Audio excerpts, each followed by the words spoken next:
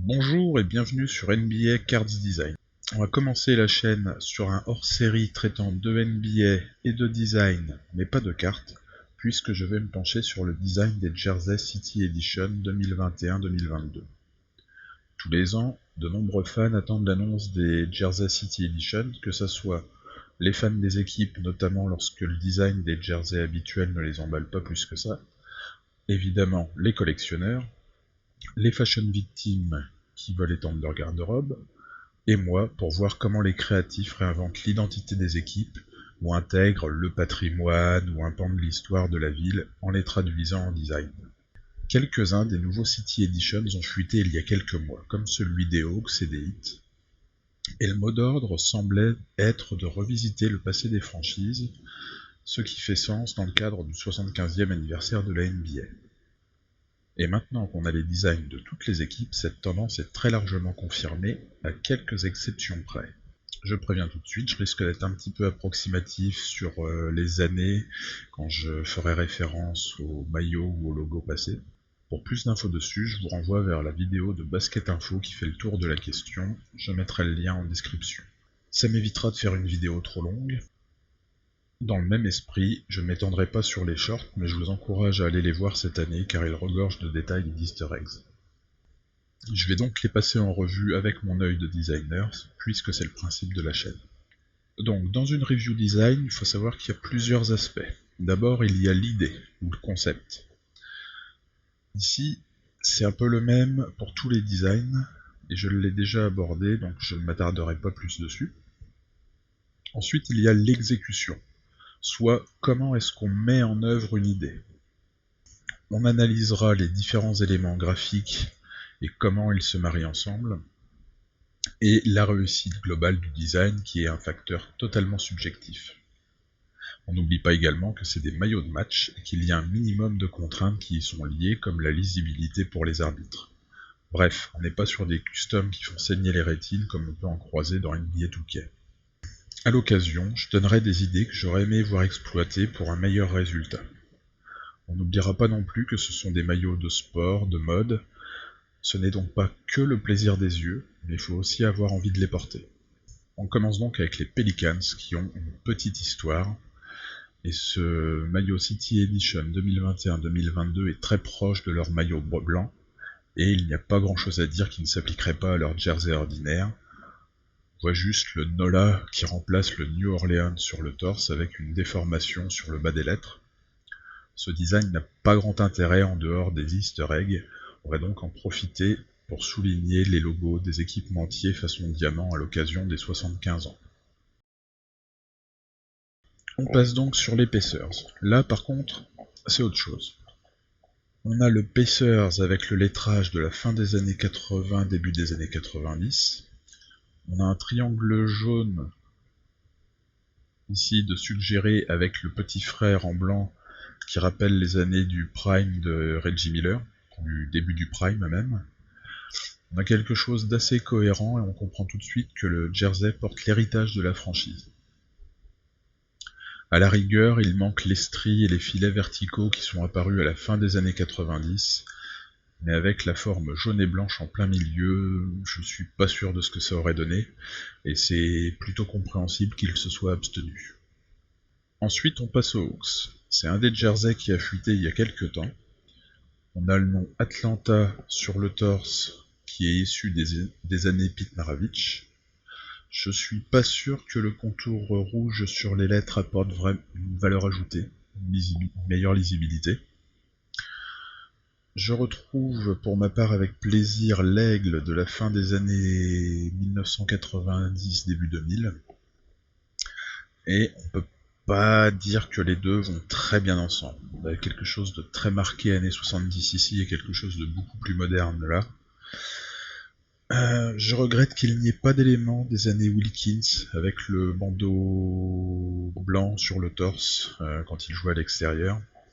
Le jaune vient d'un jersey des années 2000 et la typo des numéros est celle des débuts de la franchise. J'aurais peut-être gardé la typo des années Wilkins pour mettre le Hawks à la place de Atlanta. Donc année Wilkins et année Mutombo, hein. C'était la même. Mais justement, la typo étant la même pour ces deux versions historiques du jersey, la référence aurait peut-être été un peu noyée. Par contre, des années Maravich, plutôt que de garder la police d'écriture, j'aurais plutôt essayé de garder la forme au moins d'une des bandes verticales qui passe d'un flanc à l'autre après avoir fait un zigzag sur la poitrine. On relèvera une incohérence sur le jersey des Hawks, avec le numéro dans une certaine fonte à l'avant, et donc celle-là tirée des années Wilkins à l'arrière. Les Cavs. On retrouve sur le torse le premier logo de la franchise, ici, avec les trois autres logos présents sur le short. Celui-là qui a eu cours jusque dans les années 90 au début, celui-là qui a occupé une bonne partie des années 90 et celui-là qui a suivi. Celui-là, c'est donc de cette époque que l'on tient la typo utilisée pour les numéros. Et je dois dire que le mariage entre le logo et le numéro est assez cocasse. Surtout qu'ils sont très serrés. Comme pour les Hawks, on a un peu une dissonance au niveau des années qui choque un peu l'œil, en tout cas l'œil averti. On retrouve des bandes jaunes, blanches et bordeaux aux entournures. Pas grand chose à dire si ce n'est que le choix de la couleur est plutôt sympa. Et on remarque ici, donc en blanc, les victoires des Warriors et les autres, celles des Cavs, pour la remontée du Free One Lead. Petit easter egg sympa. Pour les Memphis Grizzlies, on a un design très proche de l'actuel, si ce n'est des variations de couleurs. Donc le bleu n'est pas celui porté habituellement, et le retour du jaune par de petites touches ici et là. L'histoire est véhiculée, comme pour l'année dernière, par des détails sur les tours de bras par exemple. Je vais vous insérer un zoom pour vous montrer mon détail préféré, à savoir les marques de griffes sur le Memphis du torse. Mon seul regret est que les designs ne soient pas plus inspirés des jerseys originaux de l'époque Vancouver. Les Houston Rockets. On a là en fait un résumé des années Olajuwon. Le Houston en oblique est celui qui était en vigueur jusqu'en 94 ou 95 sur la matrice du jersey qui a suivi. Pas d'autres références évidentes ici, ce qui aurait sans doute surchargé le design. Du coup, l'histoire de la franchise semble un peu incomplète. C'est pas particulièrement inspiré, et je pense qu'avec la matrice blanche de l'époque, ils auraient pu se permettre de rajouter quelques détails, afin que le résultat soit plus complet. Pour les Detroit Pistons, je suis mitigé. J'aurais aimé que le jersey utilisé à partir de la deuxième année de Grant Hill soit mieux représenté, donc il évoque plus l'époque des Bad Boys. Là, on a quelque chose qui reste dans la lignée de leur jersey moderne, et ça n'évoque pas grand chose de ces deux périodes, et je trouve ça bien dommage. On a les flancs qui évoquent vaguement l'époque du jersey iconique de Grant Hill, mais ça s'arrête là.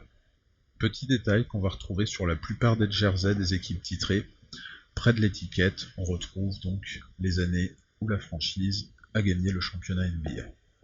Les Portland Trail Blazers. Le Rip City et le numéro représentent chacun une période de la franchise.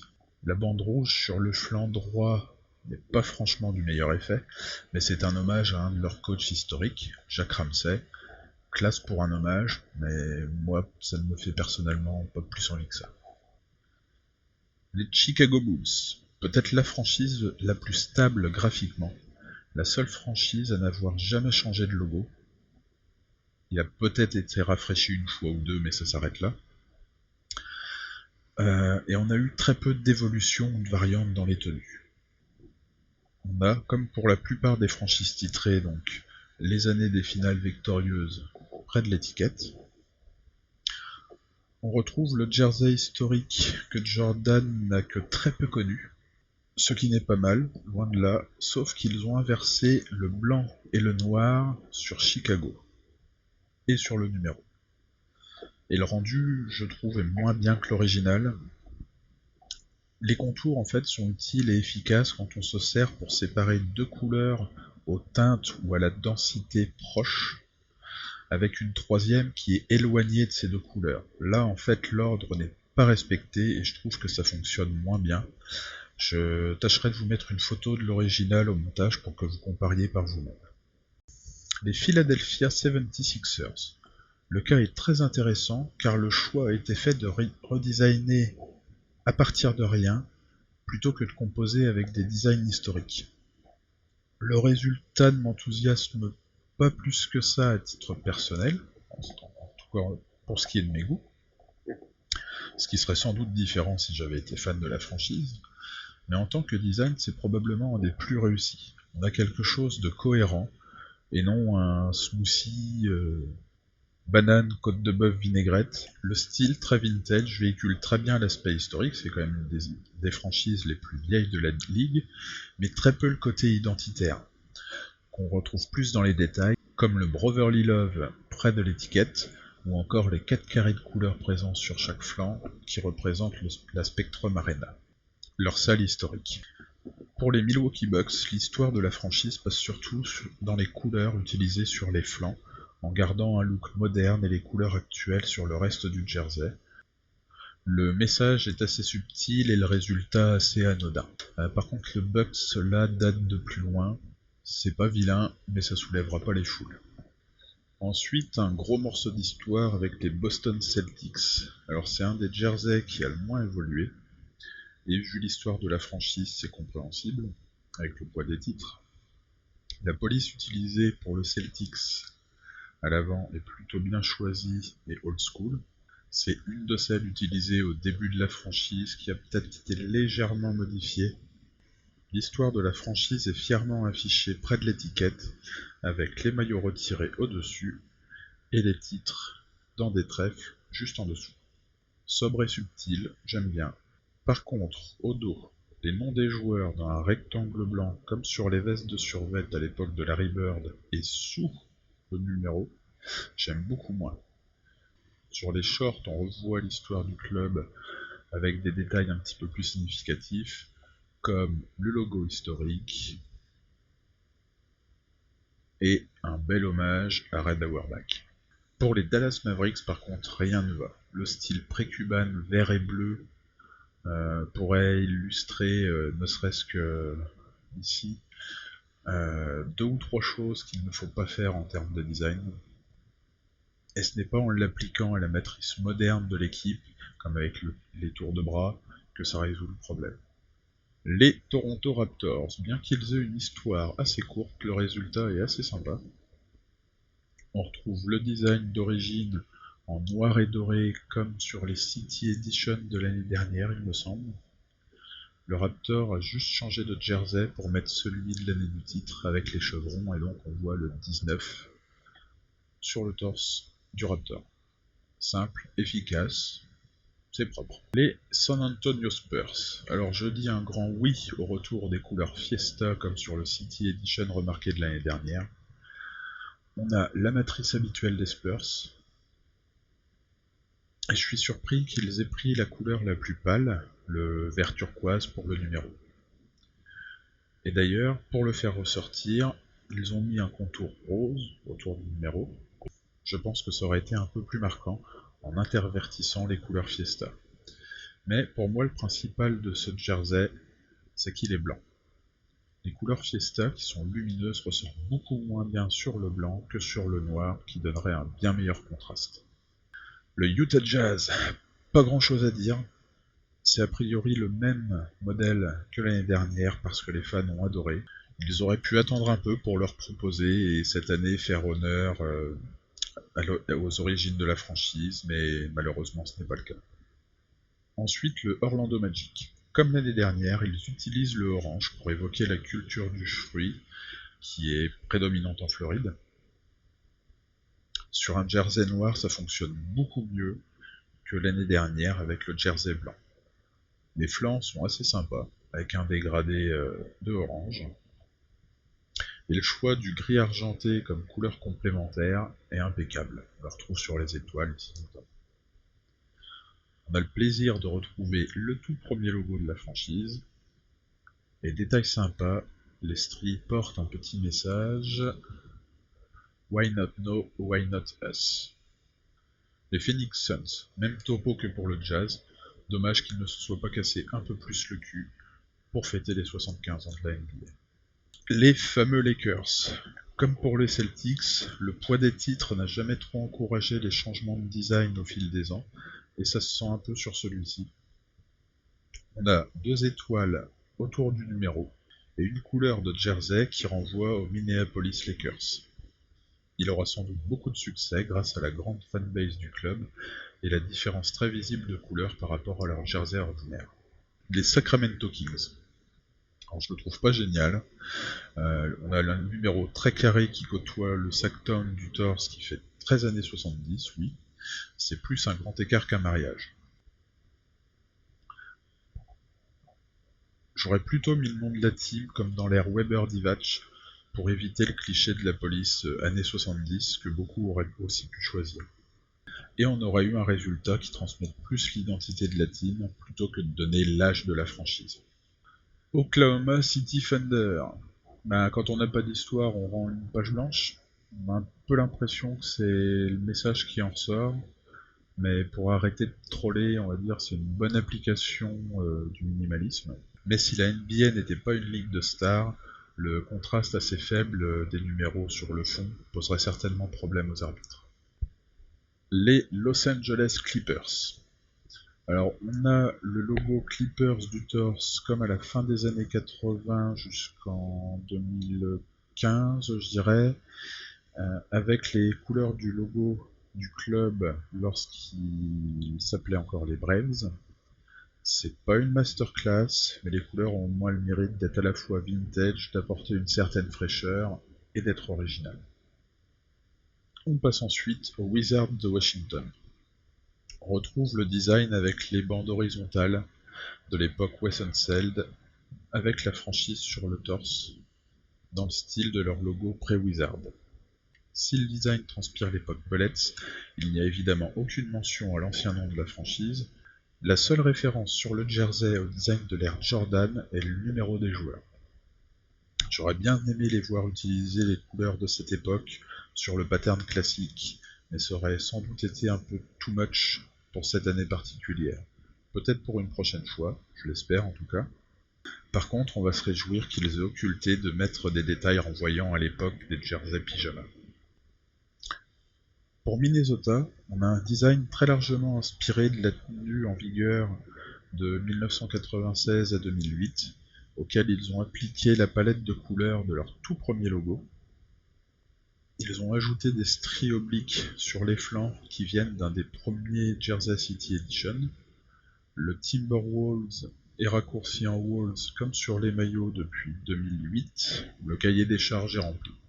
Pour les Denver Nuggets, on retrouve les couleurs d'aujourd'hui, avec les losanges qui viennent d'une époque lointaine sur les flancs. Dans ces losanges, on retrouve la mosaïque arc-en-ciel iconique qui a été en vigueur dans les années 80 et 90.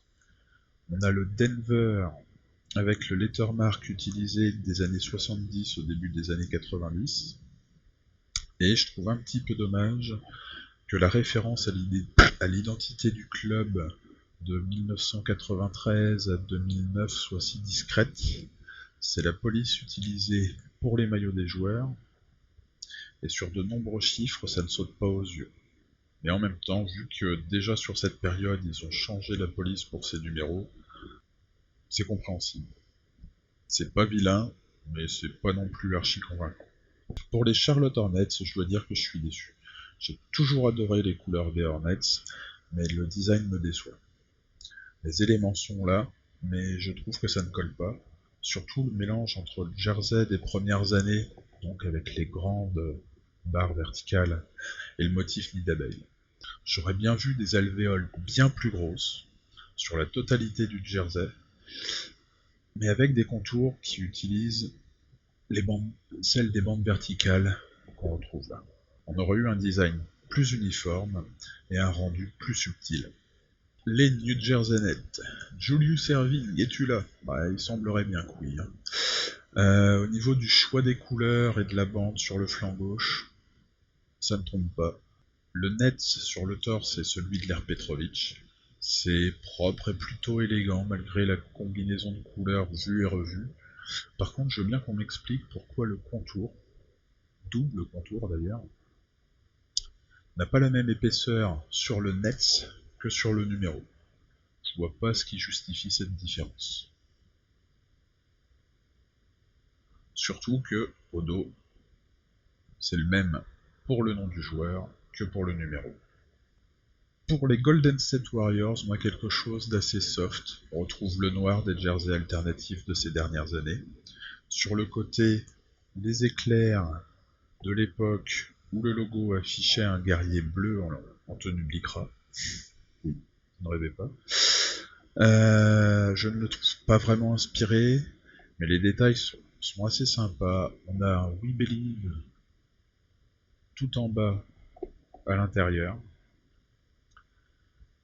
Et près de l'étiquette, on a le score des finales gagnées par la franchise, et j'aime bien le fait qu'ils aient rajouté une 7ème colonne, vide cette fois-ci pour montrer leur ambition.